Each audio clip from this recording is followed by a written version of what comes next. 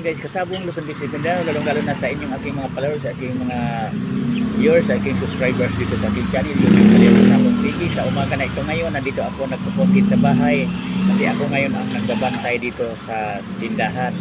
Maulan kaya hindi ako nakapaggawa content video doon sa kabilang manukan ko tayo nagpakain dahil malakas ang busa. Tuloy-tuloy ang pag-ulan dito sa amin. Ito pala siya, ipakilala ko sa inyo, ito na siya yung resulta sa anak nung piling-pili ko nga inahin na hindi nagkaroog sakit-sakit mula pagkasisiyo, ganito pa kalaki. Ito siya, nakukuha din niya. Malusog, healthy ang pangatawan. Yan o. Yan, di pa kumpleto ang balahibo. Ito siya, ang kulay nito magiging talisay ito nga magbulik na talisay. Gray nga bulik ito siya. Yan. Ang mga pangatawan nito nga linyada na ito, mga punong-puno talaga ang kanilang laman dito sa dibdib nila sa may pitso. Yan. Kasi piling-pili ko ang aking ginagamit na materialis nga babae o lalaki nga hindi lawit ang pitso, hindi pitsohin.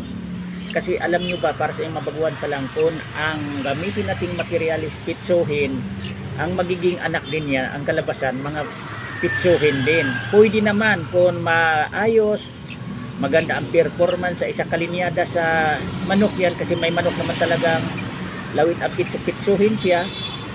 Kapag maganda talaga ang record performance niya, hanapan nyo na lang ng mga pamparis nga babae nga hindi pitsuhin. Kung lalaki man ang pitsuhin, kung babae man ang pitsuhin din, hanapan din yun ng lalaking pampares nga hindi pitsuhin para ang kanilang mga anak mayroon din na mga hindi pitsuhin. Ilan-ilan lang ang lumalabas na pitsuhin. Yan ang pamaraan kong ginagawa, proseso sa aking mga manok sa pag-breed o pag-alaga. Kasi alam nyo ba, sa panahon ngayon na mahal ang bilihin, nagtaasan ang feeds, vitamins, kapag ang manok natin manipis o pitsuhin ng manok, lugi tayo sa ginagastos niyan kung yan ang mapadami natin.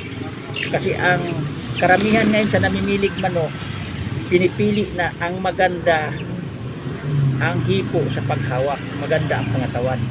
Kasi ang manok na pitsuhin, kung bibigat man yan, magkalaman lamang kunti, hindi talaga tulad nito nga mga linyada na hindi pitsuhin na sulit talaga ang kanilang dibdib, ang kanilang pitso, hindi mabuto. Pero kung pitsuhin talaga yan, mabuto talaga ang pitso, kaya kinawag ang pitsuhin.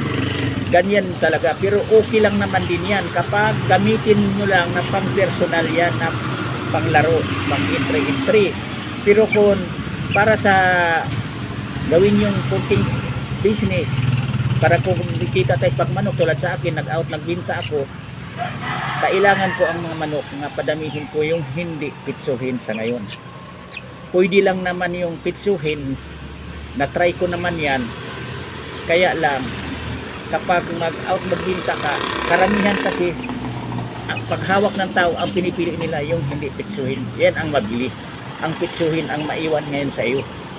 Yan ang totoo, naranasan ko na talaga, napagdaanan ko na. Kaya ang mga manok ko, kung alin ang madalas na pipiliin sa naging buyer sa mga manok, ng mamimilig manok sa akin, iyan ang mimintin kong pinadami, yung hindi pitsuhin.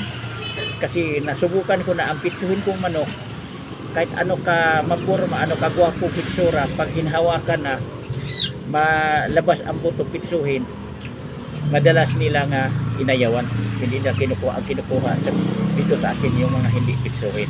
Yan lang, sana mayroon kayong matutunang mga baguhan pa lang na dito sa pagpalahig manok, parang hindi tayo lugi sa ating ginagastos. Kung maaari, piliin na natin ang linyada na maganda ang ito sa pangatawan, maganda ang performance sa linyada sa manok, pagkatapos yung hindi pitsuhin. Yan lang, thank you, Liz, pagpunod. Bye.